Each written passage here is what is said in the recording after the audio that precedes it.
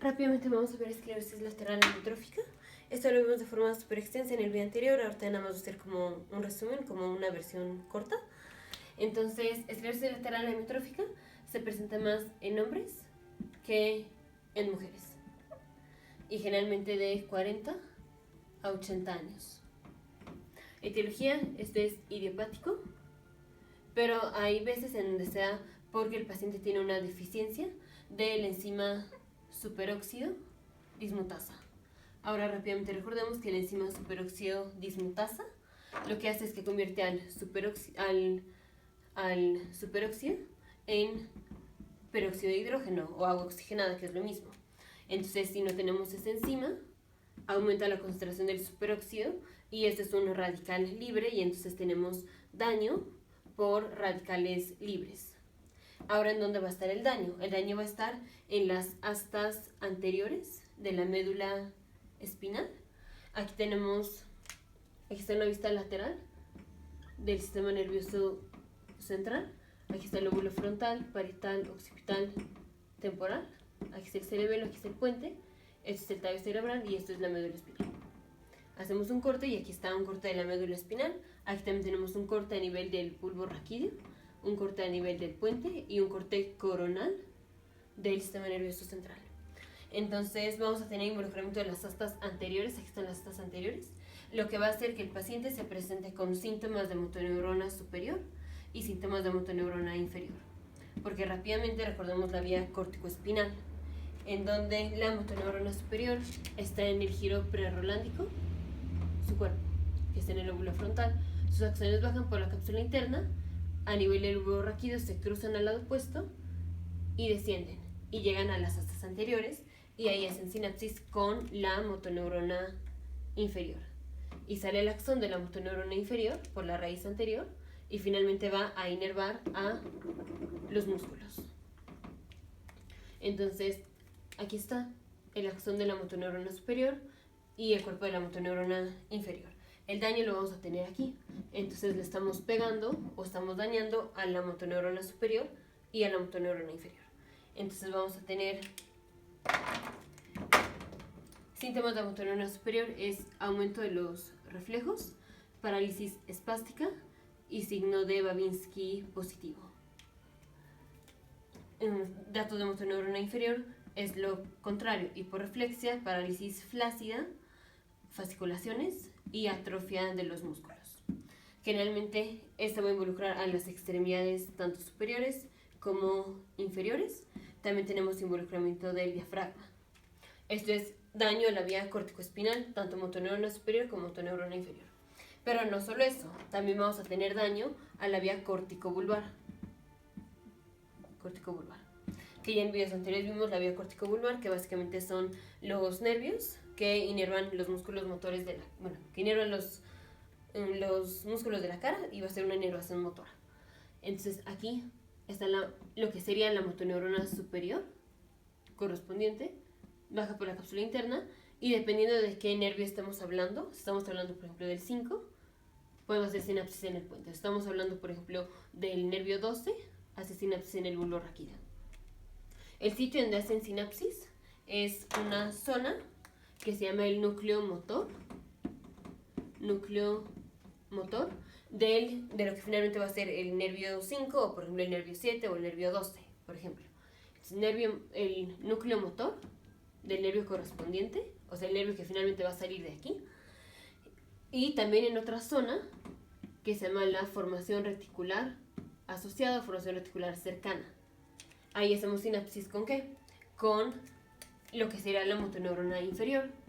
Y lo que es la motoneurona inferior es a lo que le llamamos el nervio craneal. En este caso estamos hablando de nervios craneales motores, como es por ejemplo el facial, que es el 7, también por ejemplo el 5, es el trigémino, el 9, que se da los músculos faringeos o inerva los músculos faringeos junto con el 10, y también hablamos del 12, que este inerva la lengua. Entonces aquí vamos a tener daño a esta zona, y esta zona es el equivalente a esta zona, que es las astas anteriores, pero aquí pues no se llaman astas anteriores. Y entonces tenemos también daño a lo que es la motoneurona superior y lo que es la motoneurona inferior. La motoneurona inferior corresponde a los nervios craneales motores. Entonces vamos a tener daño a la vía córtico-vulvar, esta es la vía córtico-vulvar. Y entonces el paciente se va a presentar con involucramiento del 12, vamos a tener atrofia y fasciculaciones de la lengua. Eso es algo muy característico de esclerosis lateral amiotrófica. También por contribución del 9 y del 10 vamos a tener disartria. Y no vamos a tener reflejo delatoso, digamos, va a estar debilitado. Y esto predispone a que el paciente tenga neumonía por aspiración. O nada más una neumonía, no tiene que ser por aspiración. El hecho de que el paciente tiene debilidad de los músculos faríngeos hace que el paciente no trague la saliva, o sea, tenga disfagia, y entonces el paciente se puede broncoaspirar con la propia saliva. Esas son complicaciones. Y finalmente vamos a tener involucramiento del diafragma. Entonces, involucramiento del diafragma, esto va a hacer que el paciente finalmente tenga parálisis y no pueda respirar, porque no va a poder hacer contracción del diafragma. Entonces, esas son complicaciones: neumonía, aspiración y parálisis del diafragma. Y como ya vimos, tenemos parálisis de extremidades superiores e inferiores y tenemos daño a la vía córtico-vulvar, entonces básicamente el paciente va a estar paralizado. Eso es de cuadro clínico, de complicaciones, y aquí solo está afectada la vía motora. No tenemos afección ni de la vía sensitiva,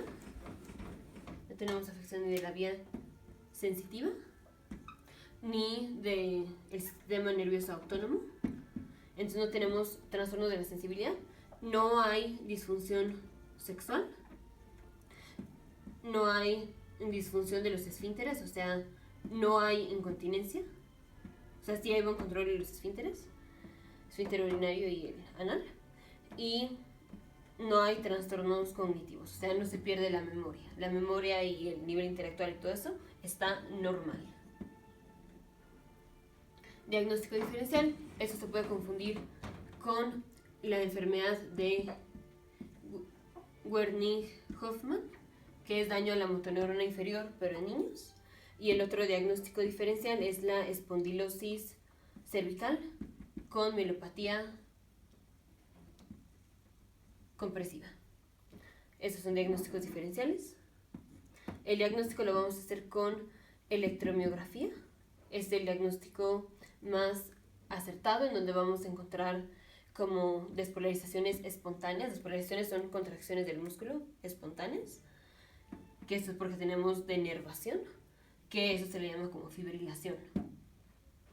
Y esto lo vamos a usar en parte para descartar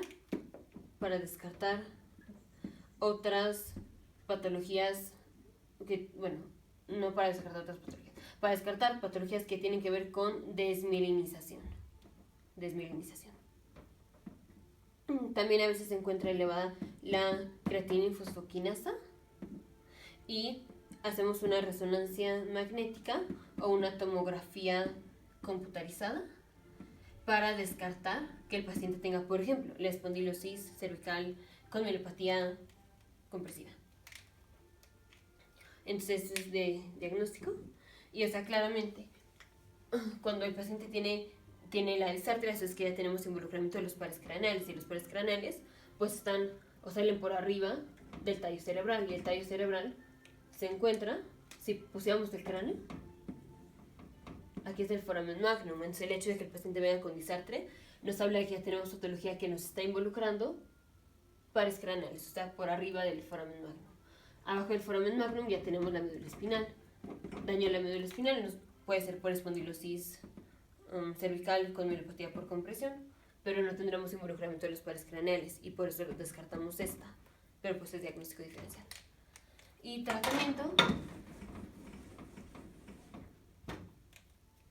tratamiento es riluzole, que es un medicamento que disminuye la concentración de glutamato. Esto disminuye la progresión de la enfermedad.